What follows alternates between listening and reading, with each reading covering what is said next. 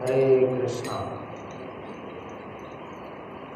आप सभी का आज के अंतर्राष्ट्रीय कृष्ण भावनामृत संघ के संध्याकालीन सत्र में आप सभी का स्वागत है। भगवान का पावन नाम का कीर्तन करते हुए आज के सत्र को शुरू करेंगे। हरे कृष्णा। जय राधा माधव कुंज विहारी।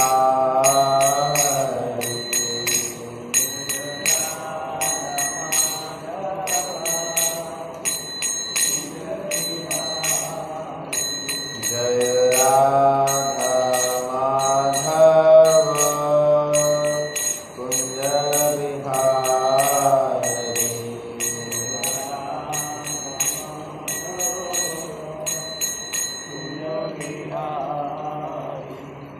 जय गोपीजन वल्लभ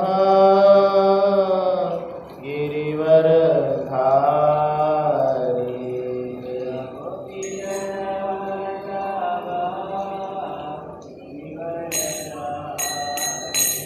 जय गोपीजन वल्लभ गिरिवर धारी।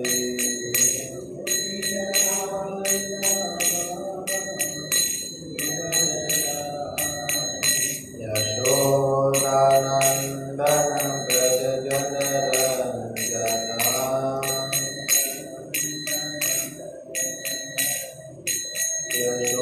यशोदानन्दन व्रज जनरञ्जना।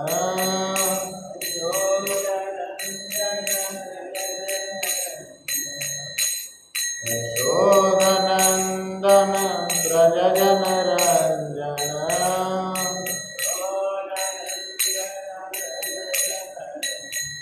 यमुना तीरा वनचारी।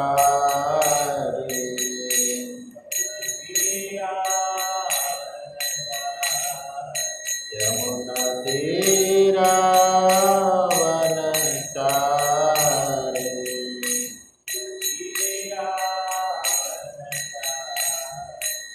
जय राधा माधव कुंज विहारी।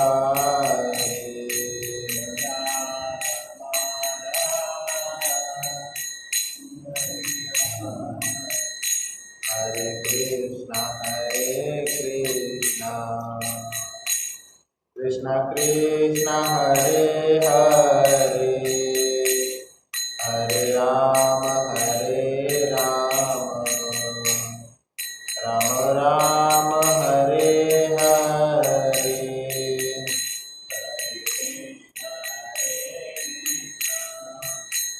कृष्ण कृष्ण हरे हरे, हरे राम राम राम हरे हरे। हरे कृष्ण कृष्ण कृष्ण हरे हरे, हरे राम राम राम हरे हरे।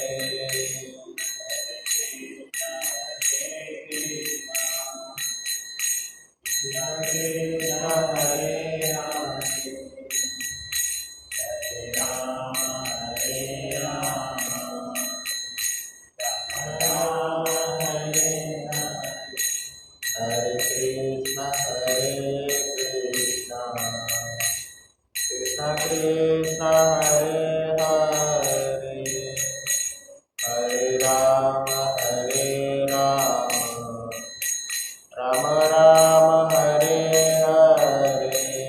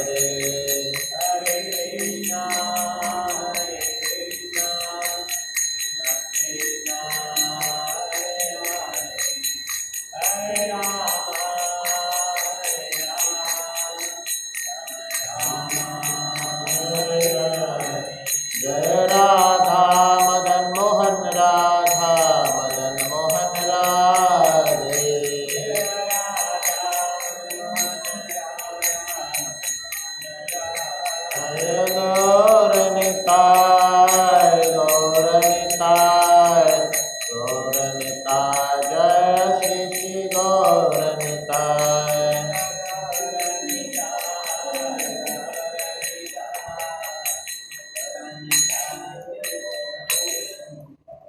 निताय गौर हरिनाम की जय, श्रील प्रभुपाद की जय, हरिनाम संकीर्तन की जय।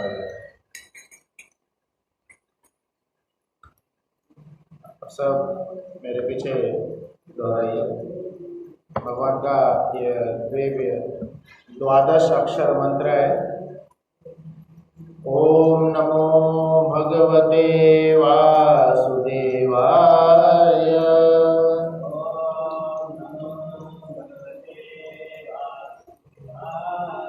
ओम नमो भगवते वासुदेवाय।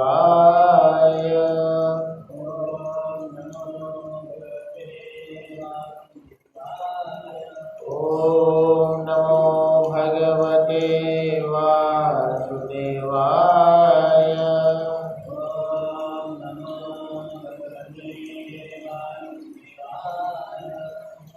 हरे कृष्णा। तो आज हम पुनः चैतन्य चैतामृत के कक्षा को जारी करते हुए चैतन्य महाप्रभु के दिव्य लीलाओं को सुनने का, समझने का प्रयास करेंगे। चैतन्य महाप्रभु की लीलाएं हमें क्यों सुननी चाहिए, उसके 3 मुख्य कारण बताए जाते हैं। क्योंकि चैतन्य महाप्रभु औदार्य भाव में आए हैं। औदार्य भाव, चैतन्य महाप्रभु का जो प्रणाम मंत्र है, नमो महावदन्याय कृष्ण प्रेम प्रदायत। रूप गोस्वामी जी ने यह मंत्र बोले हैं। महावदन्याय रूप है चैतन्य महाप्रभु। एक प्रेम का रूप होता है और एक ऐसा रूप होता है जो प्रेम को विस्तार करता है, सभी को बांटते रहते। चैतन्य महाप्रभु जब साउथ इंडिया यात्रा में प्रचार में जा रहे थे, जगन्नाथपुरी से नीचे, हर जगह जो भी उनको देख रहा था, जो भी चैतन्य महाप्रभु को देख रहे थे, सब कृष्ण प्रेम में पूर्ण रूप से खो जा रहे थे। देखते ही पूर्ण रूप से, जैसे ही कृष्ण चैतन्य महाप्रभु की तरफ उनकी दृष्टि पड़ी, हरे कृष्णा कृष्णा कृष्णा हरे हरे, हरे राम राम राम हरे हरे, इस तरह से वो महामंत्रों का उच्चारण करते हुए चले जाते थे। और वो जाते थे, उनको जो देखता था वो भी हरे कृष्णा कृष्णा कृष्णा हरे हरे, हरे राम राम राम हरे हरे। इस तरह से पूरा गांव जो है कृष्ण भावना भावित हो जाता था। कृष्ण ने भगवद गीता में क्या बोले हैं? मन मना भाव मद भक्तो मदयाजी माम नमस्कुरु। मनुष्य जीवन का एकमात्र उद्देश्य है क्या? गाड़ी बंगला कमाना, पैसा कमाना, ये सब नहीं है उद्देश्य। एक बार मैं बहुत पहले कॉलेज में सेमिनार दे रहा था, तो कुछ यूथ लोग थे, तो उनसे मैंने पूछा था कि आपका उद्देश्य क्या, what is the goal of your life. तो आप सभी से पूछा जाए आपका गोल क्या है, तो अलग अलग उत्तर मिलेगा कि ये लीडर, बड़ा जॉब चाहिए, बड़ा घर चाहिए, है ना, ये सब। उससे पूछा था, उसने बोला था उस समय KTM बाइक बहुत प्रसिद्ध हो रही थी। KTM एक बाइक है, बहुत ही अच्छी, ज़्यादा उसका माइलेज है, बहुत अच्छा बात। तो उसने बोला मुझे KTM बाइक खरीदनी है। तो अज्ञानतावश हम ऐसे ही कुछ छोटे मोटे गोल लेके चलते रहते हैं। पर अगर हम समझेंगे कि 1000 रुपये में अगर हमारे पास 1000 रुपये आ गया तो उसमें 10 रुपये भी शामिल है, यह हमें समझना है। तो जब हम कृष्ण प्रेम को प्राप्त कर लेंगे, कृष्णा के पास समीप हो जाएंगे, क्या हो जाएगा? ये सारे छोटे मोटे गोल ऐसे ही पूर्ण हो जाएंगे। KTM बाइक मिलने के बाद जो आनंद आएगा, वो सारा आनंद जो है, ऐसे कई सारे बाइक भी आपके पास हो जाएंगे। कुछ साल पहले एक बहुत ही बड़ा फिल्म स्टार जो है, वो उसने सुसाइड की थी, तो उसके पास 5-6 गाड़ियां थी, 4 लाख रुपए महीने का रेंट बढ़ता था। ऐसे अमीर पोजीशन में होते हुए भी मन सुख नहीं था, क्योंकि वह भगवान से दूर था, भगवान से विमुख था। तो इसी तरह से चैतन्य महाप्रभु सभी जीवात्माओं को भगवान के पास लाने के लिए एक बहुत ही दिव्य रूप में प्रचार किए उन्होंने। साउथ इंडिया में जैसे ही गए थे पूरा हर जगह उन्होंने कृष्ण भावना भावित हर एक व्यक्ति को कृष्ण भावना भावित बना दिए थे। तो ऐसे महावदन्याय जो अवतार हैं उनकी यह दिव्य लीला है, उनके बारे में यह ग्रंथ है। श्रील कृष्णदास कविराज गोस्वामी द्वारा रचित यह ग्रंथ है। 3 भागों में इसको लिखा गया है, आदि लीला, मध्य लीला, अंत्य लीला। मध्य लीला में आदि लीला के अंत में और मध्य लीला में पूरा में उनकी मुख्यतः लीलाओं के बारे में बताया गया है। तो ये जो शुरुआत के जो चैप्टर्स हैं, दूसरा, तीसरा, चौथा, 7वें तक पूर्ण रूप से फिलॉसॉफी है, तो उसको समझना थोड़ा मुश्किल है। और आज वाला श्लोक तो बहुत ज़्यादा फिलोसॉफिकल है, तो समझना मुश्किल है, पर फिर भी प्रयास करिए समझने का। हमारे जीवन में बहुत सारी चीज़ें मुश्किल होती है, बट फिर भी हम कर ही देते हैं। इतना बारिश हो रही है, फिर भी मंदिर आना बहुत मुश्किल था फिर भी लोगों ने आए छाता लेकर के। कोरोना में चलना मुश्किल था, धीरे धीरे वैक्सीन अभी हो गए, सभी के पास करना ही पड़ेगा, हर जगह कंपलसरी हो गए। तो हम ये श्लोक का पठन करेंगे। दूसरे अध्याय का 96 नंबर का श्लोक है। इसको 1 मीटर में गाने का प्रयास करेंगे। आप सब ध्यान से सुनिए, उसी मीटर में गाइएगा। पूरा जो 2 लाइन है, पहला लाइन एक ही सांस में गाना है, दूसरा लाइन भी वैसे ही। तो आप सब बोलिए, कृष्णेर स्वरूप आर शक्ति त्रय ज्ञान, कृष्णेर स्वरूप आर शक्ति त्रय ज्ञान, यार है तार नाही कृष्णे ते अज्ञान, यार है तार नाही कृष्णे ते अज्ञान, कृष्णेर स्वरूप आर शक्ति त्रय ज्ञान, यार हाय तार नाही कृष्णे ते अज्ञान, कृष्णेर स्वरूप आर शक्ति त्रय ज्ञान, यार हाय तार नाही कृष्णे ते अज्ञान।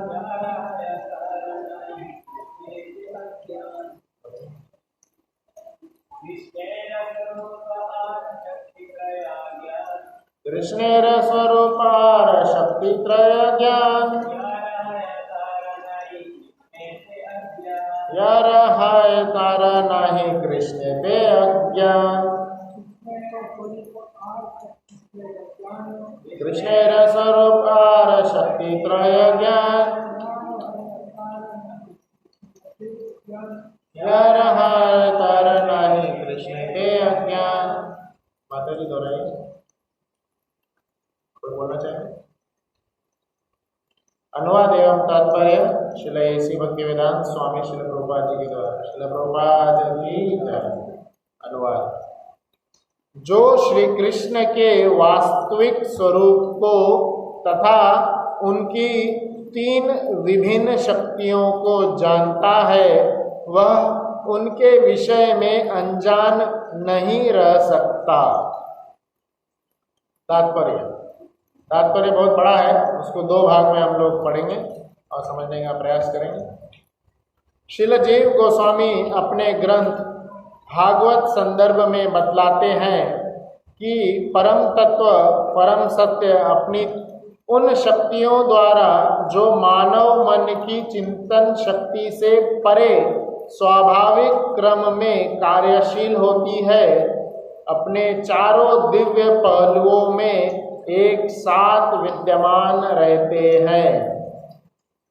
तो भगवान के बारे में बता रहे हैं यहाँ पे। सबसे पहले हम जानेंगे जीव गोस्वामी कौन है। एक तात्पर्य के हर लाइन को हम धीरे धीरे समझते हुए आगे बढ़ेंगे।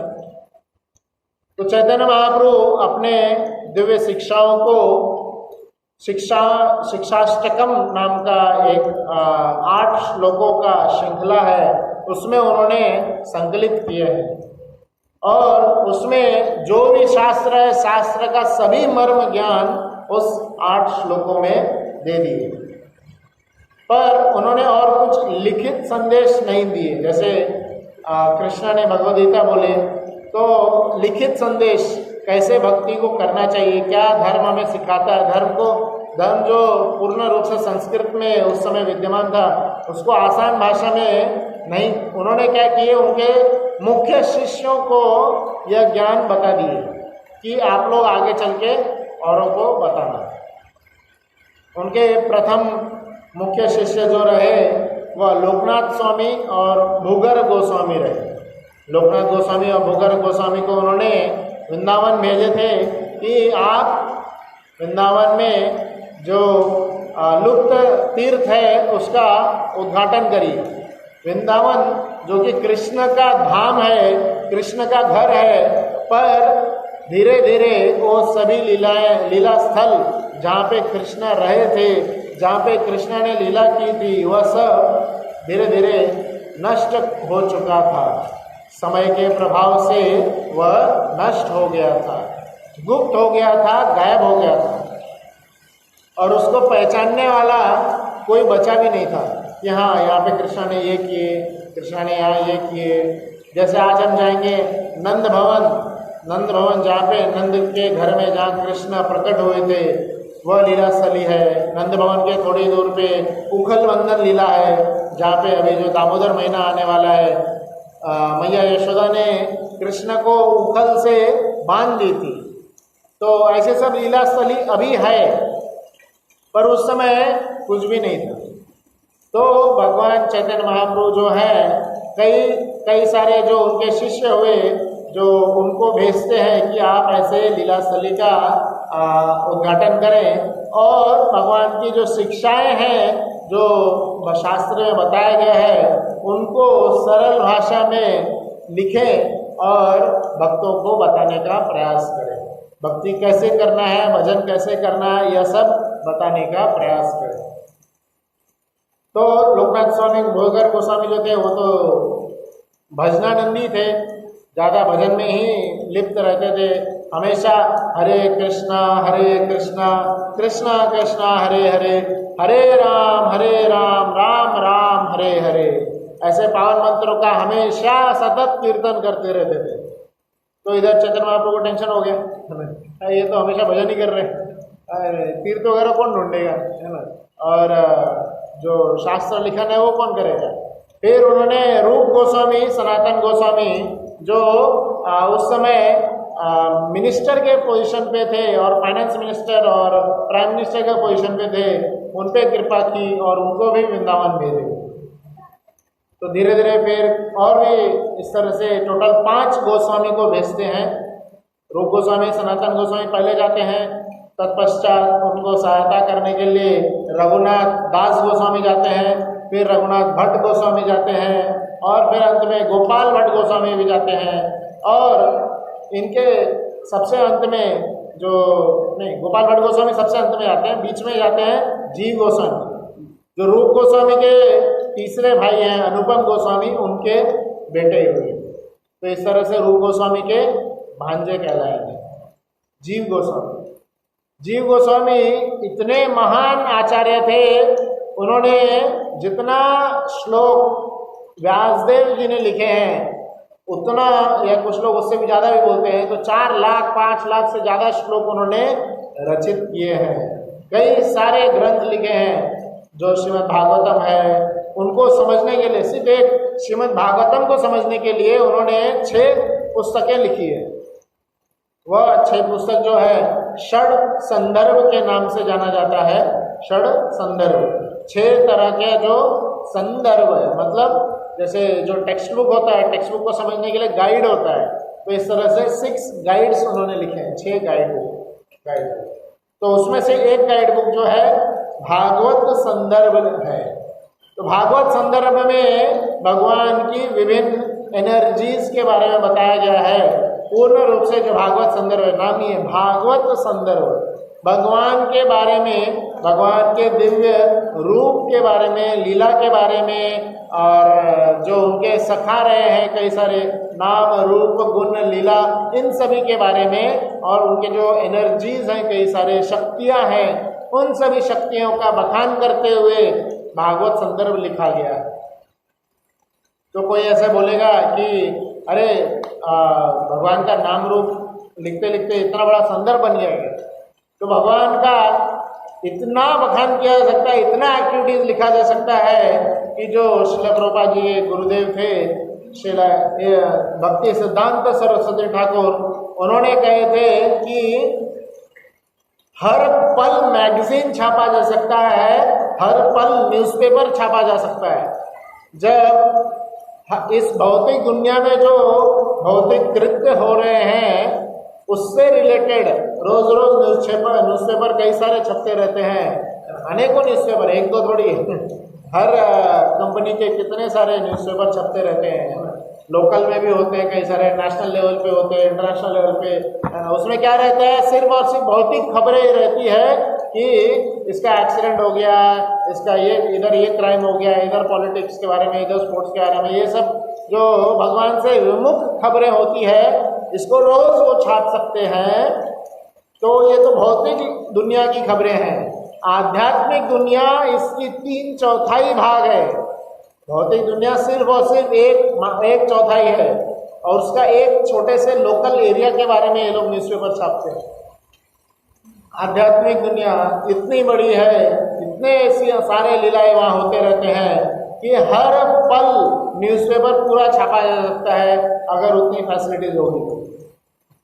इसलिए भक्ति सिद्धांत सर ठाकुर ने प्रभुपाद जी को 2 बार यह आदेश दिए थे, क्या, जब भी तुम्हें पैसा मिले, जब भी तुम्हें पैसा मिले, एकमात्र कार्य करना उसका पुस्तक छापना, पुस्तक वितरण करना, पुस्तक छापना।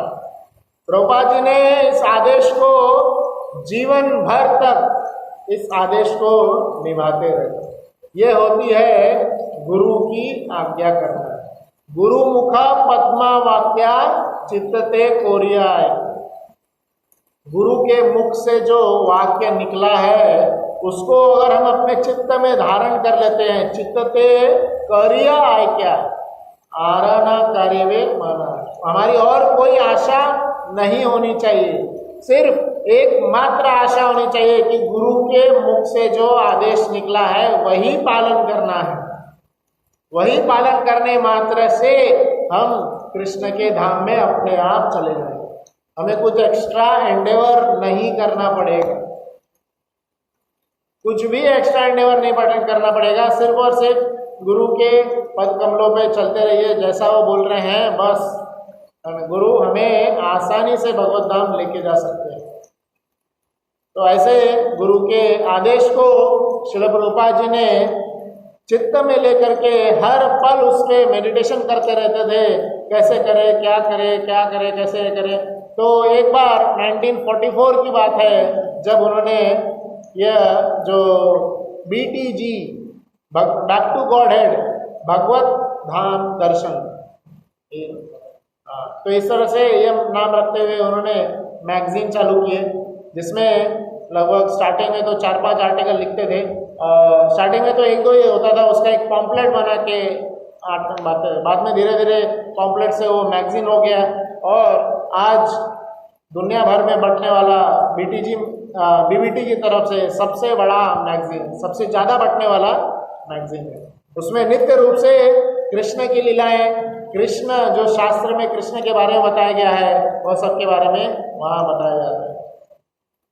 तो अभी सब तो ऑनलाइन चल रहा है, तो ऑनलाइन भी सब अवेलेबल है BBT की तरफ से।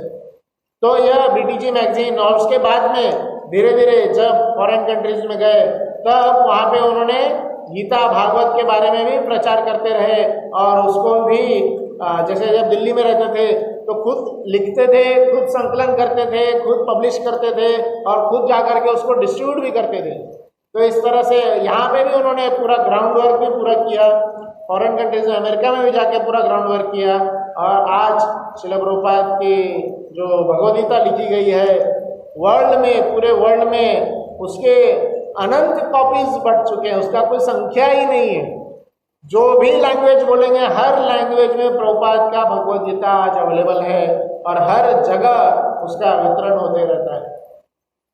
कई सारे भक्त सिर्फ और सिर्फ गीता पढ़ के ही, प्रभुपाद जी के गीता पढ़ के ही इस्कॉन मंदिर के संपर्क में नहीं आए, सिर्फ भगवद गीता पढ़ के वह धीरे धीरे भक्त बन गए और भक्ति के सारे नियमों को पालन करने लग गए। एक बार प्रभुपाद जी के जो शिष्य थे इंद्रद्युम्न स्वामी महाराज, वह जंगलों में प्रचार कर रहे थे, जंगलों में जा रहे थे, तो जंगल में एक बार गुम हो गए कहीं। तो एक जगह पे गए और वहां पे उन्होंने क्या देखा कि एक कुटिया बनी हुई थी, झोपड़ी, एकदम घने जंगल में कुटिया बनी हुई थी। तो बोले चलो थोड़ा रेस्ट करेंगे, वहां पे जाके आराम करेंगे, पानी वानी पिएंगे। तो वहां पे जाते हैं और अंदर देखते हैं कोई था नहीं, पर थोड़ी दूर के बाद थोड़ा समय के बाद उनको क्या पता था, एक माता जी थी वहां पे, एक लेडीज बैठी थी बहुत अंदर जाने के बाद, और वो क्या कर रहे थे वहां पे बैठ के, हरे कृष्णा कृष्णा कृष्णा हरे हरे, हरे राम राम राम हरे हरे, इन मंत्रों का जाप कर रहे थे। इंद्रद्युम्न स्वामी महाराज एकदम आश्चर्य हो गए, बोले अफ्रीका के इस जंगल में, कोने में, झोपड़ी में बैठ के आप कैसे, आपको ये हरे कृष्णा महामंत्र कैसे पता चला और कैसे आप इसका जाप करने लग गए। तो वो बताती है कि एक बार वो पहले, जब वो उस समय बूढ़ी हो चुकी थी, पहले जब वो यंग थी तो वो फ्लाइट असिस्टेंट थी, फ्लाइट में जो रहते हैं वहाँ पे वो सेवा करते, वो काम करती थी। और वो प्रभुपाद एक बार जब फ्लाइट से जा रहे थे, उनको प्रभुपाद जी का सेवा करने का मौका मिला था।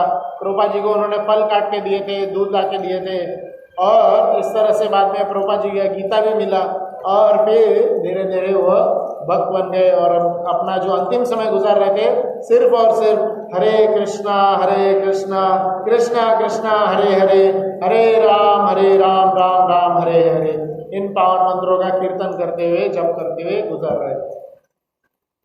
तो ऐसा है दिव्य ज्ञान, शास्त्र ज्ञान, और जो परम शुद्ध भक्त जो है उनके द्वारा जब ये दिव्य ज्ञान सुनाया जाता है और हम शुद्ध और किसी अल्टीरियर मोटिव को न लेते हुए उस ज्ञान को जब हम लेते हैं तो उसका असर भी हम पे होता है। तो इसी उद्देश्य से हमें ये शास्त्र भी वितरण हो रहा है। अभी श्रीमद् भागवत का महापुराण का समय भी हुआ था। भागवत का भाद्र महीने के भाद्र पूर्णिमा तिथि पे ही भागवतम का उद्घाटन हुआ था।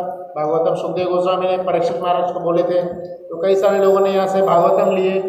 तत्पश्चात अभी मोक्षदा एकादशी आने वाली है, दिसंबर वगैरह में भगवद गीता का उस समय हर जगह वितरण किया जाएगा। तो ये सब की शुरुआत कहाँ से हुई थी? जीव गोस्वामी से। जय श्री राधा मदन मोहन की जय, श्री प्रभुपाद की जय। तो जीव गोस्वामी से शुरुआत हुई थी। जीव गोस्वामी यह सब पुस्तक लिखते थे, वितरण करते थे, और उनमें से एक पुस्तक जो लिखे हैं भागवत संदर्भ लिखे हैं उन्होंने, जिनमें भगवान कृष्ण के दिव्य लीलाओं के बारे में बताया गया है। सिर्फ और सिर्फ कृष्ण के नाम रूप गुण लीलाओं के बारे में उसमें वर्णन किया गया है। तो उसमें मुख्यतः रूप से भगवान के 4 दिव्य पहलुओं के बारे में बताया जाता है। पहला जो है भगवान का रूप के बारे में बताया गया है, भगवान कैसे दिखते हैं, भगवान का सौंदर्य कैसा है। ऐसा कहा जाता है भगवान का एक एक अंग इतना सुंदर है, इतना सुंदर है भगवान का एक एक अंग कि उसके आगे आपकी दृष्टि बढ़ेगी ही नहीं। सपोज आप भगवान का चरण कमल देख रहे हैं तो चरण कमल ही देखते रह जाएंगे, उसके आगे ऊपर उठ करके, जैसे कपिल देव बताते हैं कि भगवान का दर्शन कैसे करना चाहिए। डायरेक्टली भगवान को आंखों में नहीं देखना चाहिए, हम उतना काबिल है ही नहीं कि भगवान को डायरेक्टली देख सके। धीरे धीरे भगवान के चरण कमलों पे ध्यान करना चाहिए। ये वैसे चरण कमल है जिसपे पूर्ण जितने भी मुनि हैं, जितने योगी जन हैं, सभी लोग वहाँ ध्यान करते हैं। सभी उन चरण कमलों को हृदय में धारण कराना चाहते हैं। भगवान के चरण कमलों में कई सारे चिन्ह हैं जिनसे कि उनकी दिव्यता का पता चलता है। एक बार की बात है, चैतन्य महाप्रभु जब छोटे बच्चे थे, छोटे एकदम से वो चलना सीखे थे अभी, तो उस समय जो उनकी माता थी वो किचन में खाना बना रही थी। गवर्नमेंट ये जो उनके जो पिता हैं वो बाहर गए हुए थे। तो उस समय क्या हुआ था, वो जब चलना सीख गए थे तो चलते चलते पूरे घर में इधर उधर घूमते रहते थे। और जब घर में घूमते रहते थे तो कई बार कृष्ण ही है वो, तो कृष्ण की दिव्य लीलाएं जो थी, माखन चोरी की, वो सब लीला भी करते थे। तो माखन से जब उनका पैर ये हो जाता था, भर जाता था, और जब वो घर में फिर चलते थे तो उनके चरण कमल के नीचे में जो चिन्ह थे वह सब घर में इधर उधर दिखने लगता था। तो माता जो है आकर के बोलती थी, अरे ये दिव्य चिन्ह कहाँ से आए हैं, कौन कौन आके गया हमारे घर में, इतना दिव्य सुंदर चिन्ह है ये। तो जब चैतन्य महाप्रभु के पिताजी आए तो वो बोल रहे थे कि शायद हमारे घर में जो गोपाल विग्रह है वह बाहर निकल के चलने लगे हैं गोपाल विग्रह जो है शायद वो चलने लगे हैं, पर वो ये नहीं जान पाए कि वही है चैतन्य महाप्रभु जो उनके घर में चल कर इधर उधर चल रहे हैं। चैतन्य महाप्रभु के चरण कमलों में भी वही सब चिन्ह थे। तो कौन कौन से चिन्ह होते हैं? मुख्यतः आधा चांद होता है, और मछली का चिन्ह होता है, और अम्ब्रेला का चिन्ह होता है। इस तरह से ये सब चिन्ह होते हैं। ये सब हमें दिव्य रूप से भगवान के चरणों में समर्पित करने के लिए हमें और ज़्यादा उत्साहित करते हैं। हर एक चरण चिन्ह के अलग अलग मीनिंग है, क्यों उधर होते हैं, वो क्या दर्शाते हैं, तो एक अलग ही कक्षा हो जाएगी। तो चरण कमलों पे पहले ध्यान करना चाहिए, तत्पश्चात हमें ऊपर उठते हुए भगवान के जंघाओं पे ध्यान करना चाहिए। वह मजबूत जंघाएं जिसमें सभी पूरा विश्व उधर समाया हुआ है। और वह जैसे जब ये चंदन लीला जब होती है अप्रैल के समय में, चंदन यात्रा हम लोग मनाते हैं, तो उस समय सभी भक्तगण चंदन घिसते हैं, और जब वो चंदन लगाया जाता है भगवान को, तो भगवान को हाफ पैंट पहनाया जाता है, यहाँ तक पहनाया जाता है, और भगवान के फिर बाकी सभी अंग में पूर्ण रूप से चंदन लेप दिया जाता है। तब वो दर्शन बहुत ही सुंदर लगता है, मन को अति पावन करने वाला लगता है, जिसमें हम भगवान के पूरा चरण कमल का, जंघाओं का, वक्षस्थल का इस तरह से हम दर्शन कर पाते हैं। और ऊपर उठते हुए फिर हमें अपना ध्यान भगवान के नाभि में स्थित करना चाहिए। वह नाभि जो कि सभी जीवात्माओं के लिए रेस्ट करने का जगह है। उसी नाभि से जो ब्रह्मा जी हैं वह प्रकट हुए हैं, विष्णु जी के रूप में जब कृष्ण आते हैं, उसी नाभि से ब्रह्मा जी प्रकट हुए हैं। जो नाभि से जो कमल निकला, उसी कमल में उसमें जो 14 भुवन पूरे समाये हुए हैं, और हम वहीं पे हमारा निवास स्थान है। ऐसे नाभि में हमें अपना ध्यान केंद्रित करना चाहिए।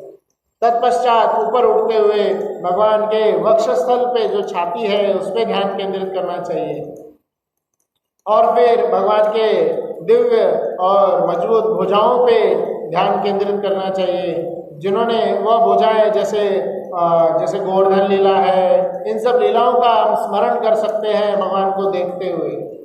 ऐसा नहीं इसे भगवान को देख लिए चले गए और क्या है, और इधर उधर देखना है।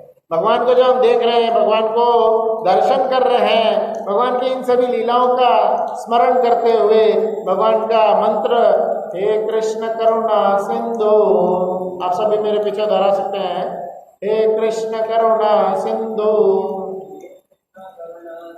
दीन बंधु जगतपते गोपेश गोपिका कांत राधा कांत नमोस्तुते। ऐसे पावन मंत्रों का उच्चारण करके भगवान के चरण कमलों में ध्यान लगाते हुए, भगवान से आशीर्वाद की याचना करते हुए उनका ध्यान करना चाहिए। और ये जैसे गोवर्धन उन्होंने 7 दिन 7 रात तक अपने लेफ्ट हैंड में उठा के रखे हुए थे, है ना, जैसे वो अपने हाथों से हमेशा बंसी बजाते रहते हैं। अपने जो बड़े भाई हैं बलराम जी के कंधे पे ऐसे हाथ रख के बहुत सुंदर रूप से लीलाएं करते रहते हैं। ऐसे कई सारे लीलाएं हुई है। कृष्णा बुक नाम का प्रभुपाद जी ने एक पुस्तक लिखी है, उसमें 90 अध्याय में भगवान के सारे दिव्य लीलाओं का वर्णन किया गया है। तो ऐसे हाथ के बाद भगवान के फिर सुंदर चेहरे का हमें दर्शन करना चाहिए। चेहरे के एक एक अंग का दर्शन करने से क्या हमें लाभ प्राप्त होता है वह सब भी आचार्यगण बताते हैं। जैसे आप धीरे धीरे जब भगवान के ओठों का, अधरों का दर्शन करेंगे तब हमारी सारी जो मनोकामना है पूर्ण हो जाती है, ऐसे कही गई है। जब हम भगवान के आईब्रोज का दर्शन करेंगे, आईब्रोज के ऊपर ही सिर्फ हम ध्यान लगाएंगे, कपिल देवी बोलते हैं भागवतम में, हमारी सारी जो काम वासनाएं हैं वह सब नष्ट हो जाती है। भगवान के सुंदर केश का जब दर्शन करेंगे, हमें इस दुनिया में जो अपने आप को दिखाने का, सजने संवरने का जो इच्छा है, शो ऑफ करने का जो, वो सब धीरे धीरे समाप्त हो जाता है। ऐसे ही भगवान के सिर्फ दर्शन करने मात्र से ही सब लाभ होता है। सिर्फ और सिर्फ भगवान के रूप को देखिए, भगवान के रूप को निहारने मात्र से ही हमें हमारा इस भौतिक जगत से हम तर सकते हैं। हरे कृष्णा कृष्णा कृष्णा हरे हरे, हरे राम राम राम हरे हरे। तो ऐसे भगवान के दिव्य रूप का वर्णन इस भागवत संदर्भ में जीव गोस्वामी करते हैं। तत्पश्चात भगवान के दिव्य तेज का वर्णन भी कहा गया है। जैसे बताया 4 चीज का वर्णन था, रूप का, तेज का, उसके बाद में शक्तिमय जो अंश है जीवात्माओं का, तत्पश्चात अंत में इन सभी के जो कारण है वो कारण के बारे में भी चर्चा की गई। तो भगवान के तेज के बारे में भी चर्चा की जाती है। भगवान के जो दिव्य शरीर है उससे इतना तेज निकलता है कि पूर्ण रूप से वो ब्रह्म ज्योति कहलाई जाती है, जिसमें सभी जो मुनिगण हैं वह वहाँ जाकर के रहना चाहते हैं और इस भौतिक जगत के सभी परेशानियों से मुक्त हो जाते हैं वहाँ जा, सिर्फ वह तेज को देखने मात्र से। पर तेज के पीछे कृष्ण का दिव्य रूप है, इसलिए जो भक्तगण है वो निर्वाण में या मुक्ति पाने में यकीन नहीं करते हैं, भरोसा नहीं करते, उसमें उनको चाहिए ही नहीं, उसको तुच्छ मानते हैं। क्यों? क्योंकि वहां जाने के बाद और कोई भगवान के लिए सेवा ही नहीं रहेगी। भगवान के भक्त हमेशा क्या चाहते हैं, भगवान का कुछ न तो कुछ हम सेवा करते रहें और कुछ न तो किसी तरीके से भगवान के सेवा में संलग्न रहें या भक्तों की सेवा में संलग्न रहें। इसीलिए जो भक्तगण है वह मुक्ति पाने में उतना ज़्यादा नहीं इंटरेस्ट रखते हैं। तो तत्पश्चात उसके बाद भगवान की जो शक्तिमय जो अंश है जीवात्मा, इसके बारे में भी यहाँ पे वर्णन किया गया है। भगवान के मुख्यतः 3 शक्तियाँ होती है, अंतरंग शक्ति, बहिरंग शक्ति और तटस्थ शक्ति।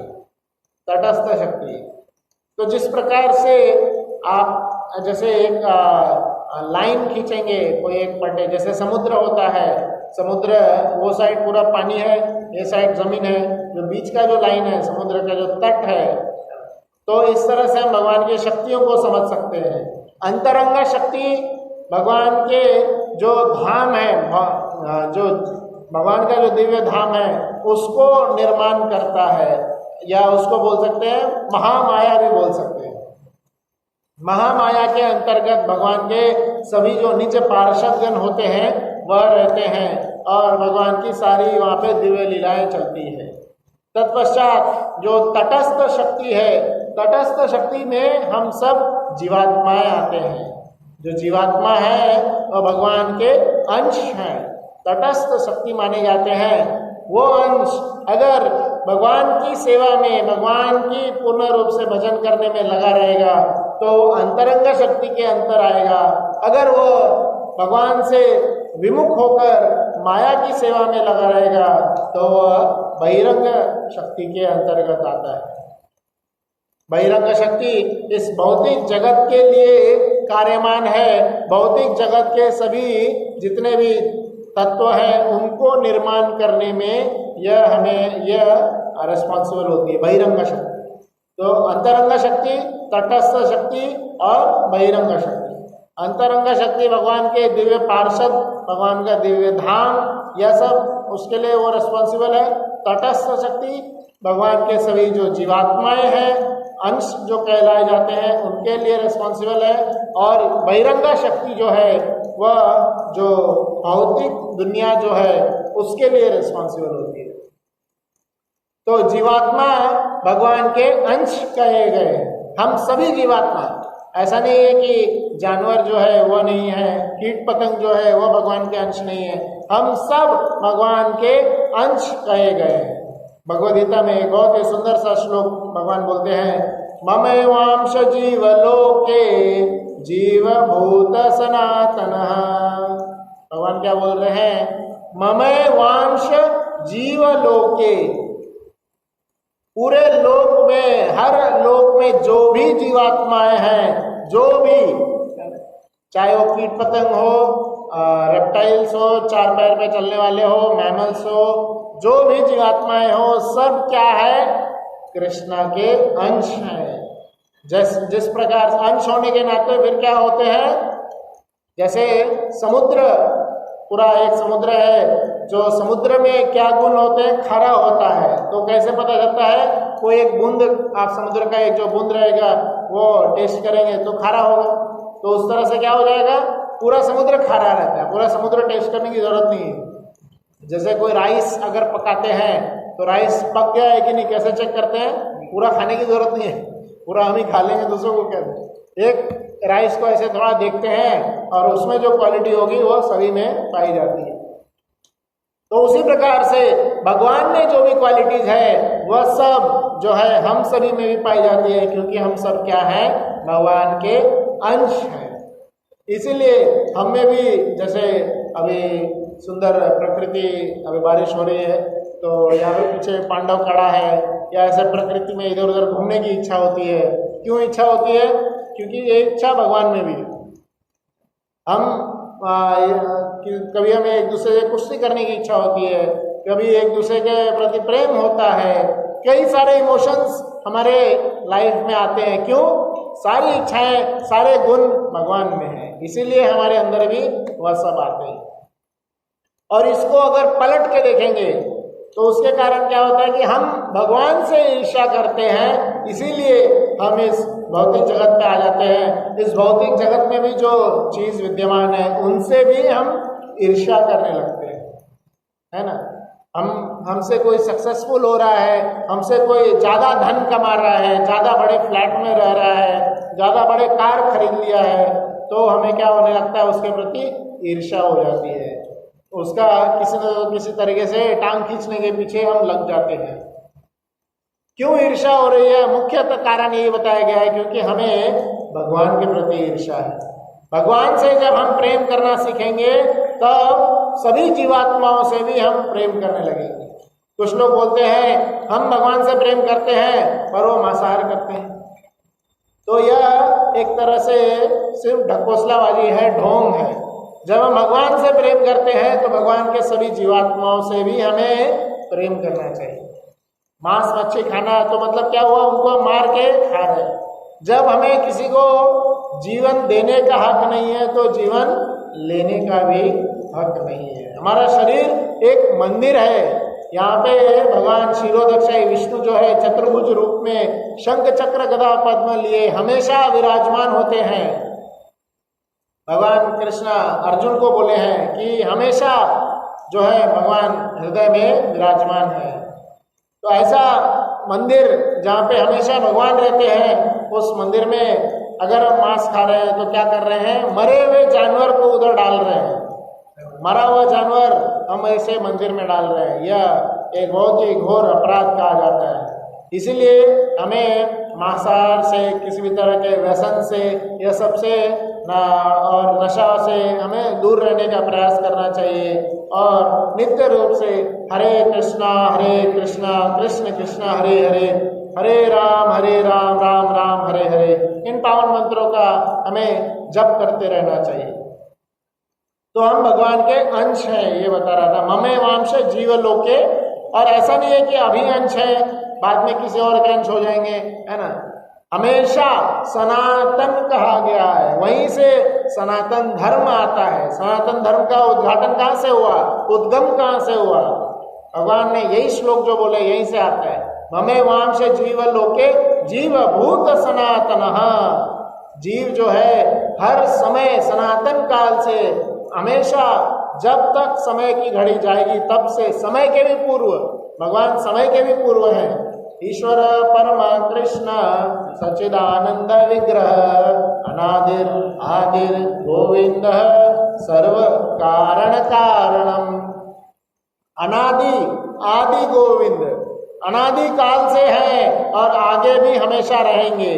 जो भी कारण है सभी कारणों के कारण ऐसे हैं गोविंद कृष्ण, उन्हीं के प्रांगण में हम हैं, श्री राधा मदन मोहन के प्रांगण में।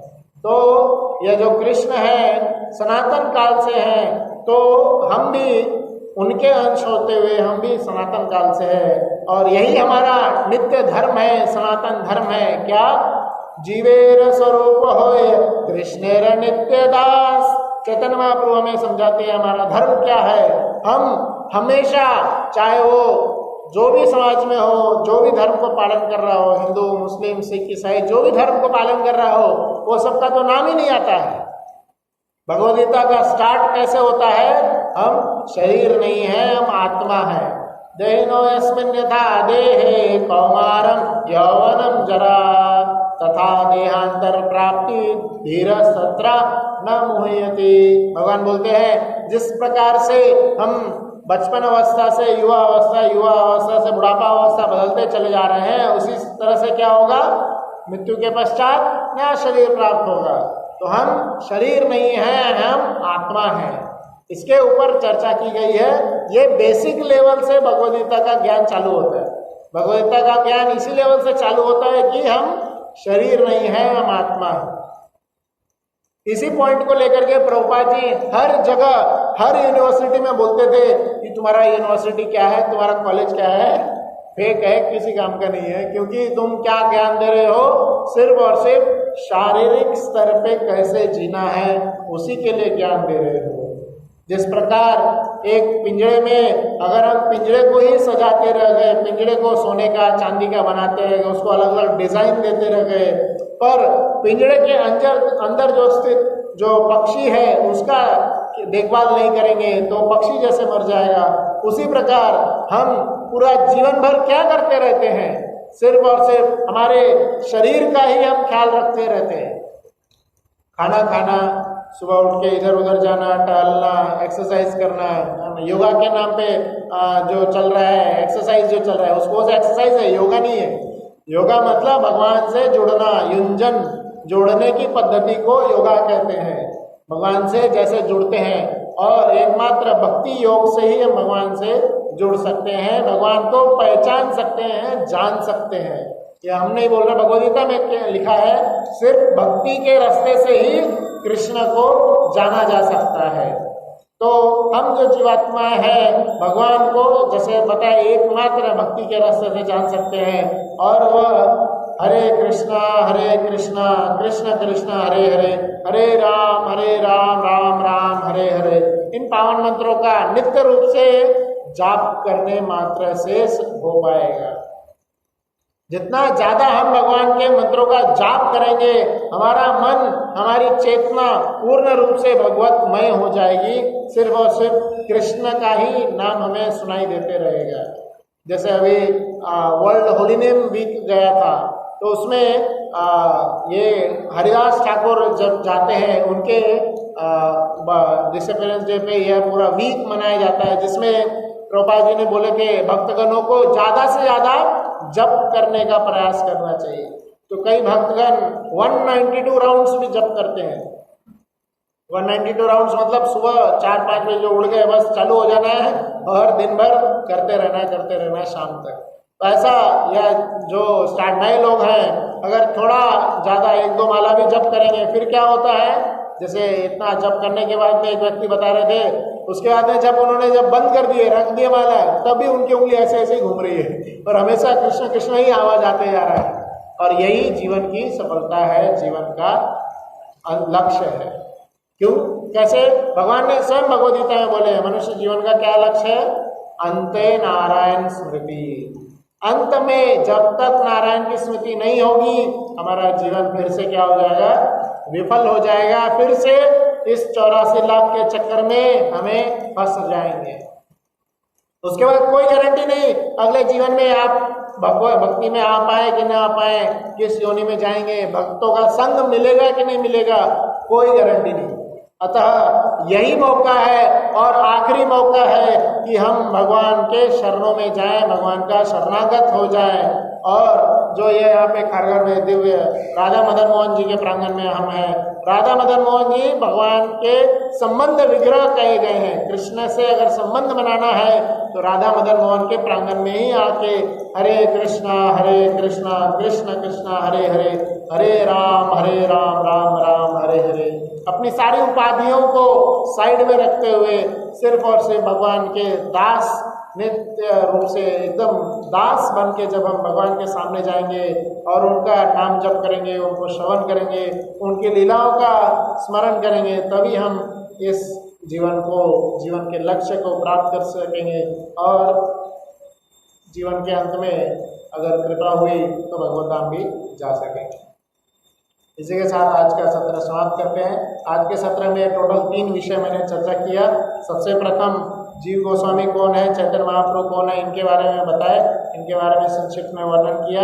तत्पश्चात भगवान के रूप के बारे में वर्णन किया, भगवान को कैसे दर्शन करना चाहिए, कैसे हम जाके भगवान को वहाँ पे दर्शन करें, वह पद्धति समझाई। तत्पश्चात अंत में हम जीवात्मा जो है, हमारा क्या स्वभाव है, हमें क्या करना चाहिए, हमारा क्या कर्तव्य है, उसके बारे में वर्णन किया है। इसी के साथ आज का सत्र समाप्त करते हैं। हरे कृष्ण।